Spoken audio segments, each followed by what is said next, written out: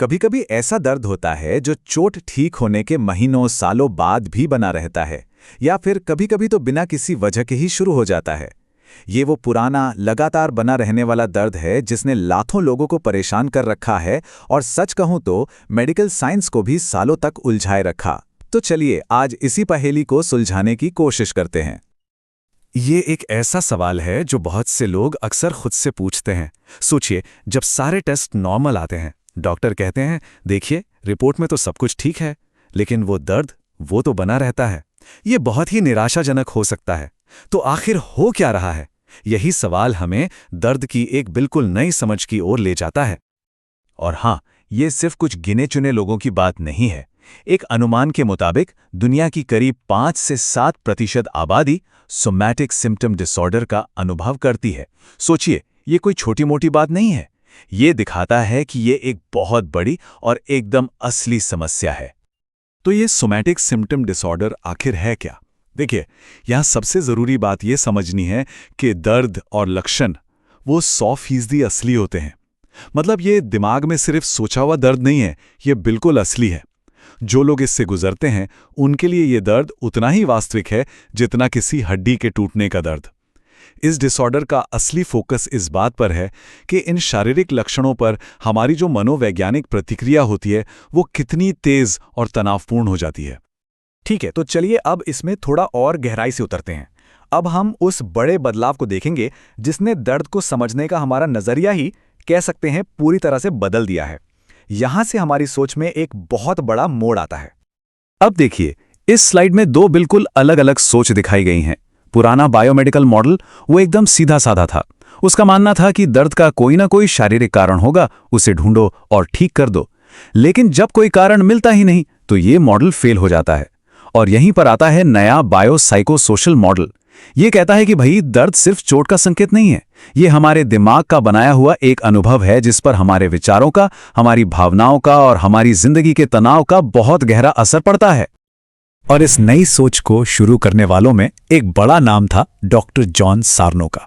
1980 के दशक में उन्होंने एक ऐसी बात कही जो उस जमाने में मतलब भूचाल ले आई। उन्होंने कहा कि हमारा दिमाग हमें भावनात्मक तनाव से बचाने के लिए, हमारा ध्यान भटकाने के लिए शरीर में असली दर्द पैदा कर सकता है। और ये जो कोट है ना, ये उस नई सोच को बहुत ही शानदार ढंग से समझाता है। दर्द सिर्फ ये नहीं बताता कि शरीर में कितनी चोट लगी है, ये दिमाग की एक राय है।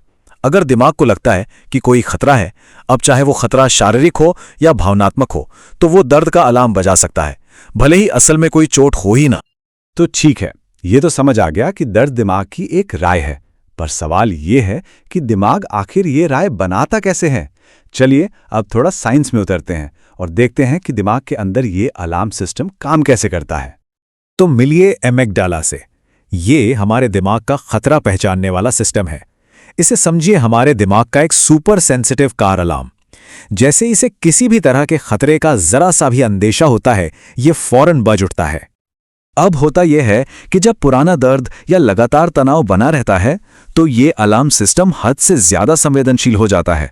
मतलब हालत कुछ ऐसी हो जाती है कि कार का अलार्म अब सिर्फ चोर के आने पर नहीं बल्कि हवा के एक हल्के से झोंके से भी बजने लगता है, और फिर बंद ही नहीं होता।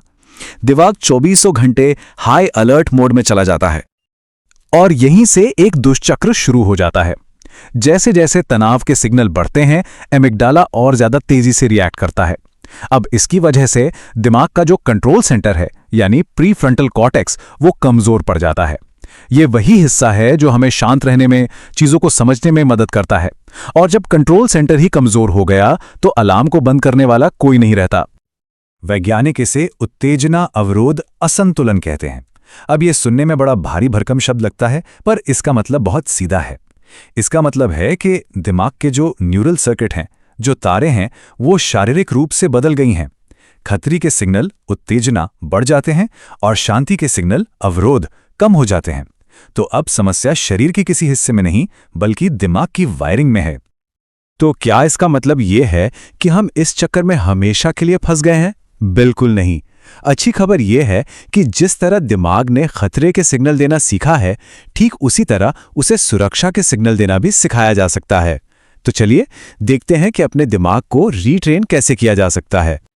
डॉक्टर सार्नो ने कह सकते हैं एक दरवाजा खोला था। उन्होंने हमें मन और शरीर के कनेक्शन के बारे में बताया। आज का विज्ञान हमें उस दरवाजे के पार ले जा रहा है और हमें सही तरीके और टूल्स दे रहा है। अब हम जानते हैं कि सिर्फ ये जानना काफी नहीं है।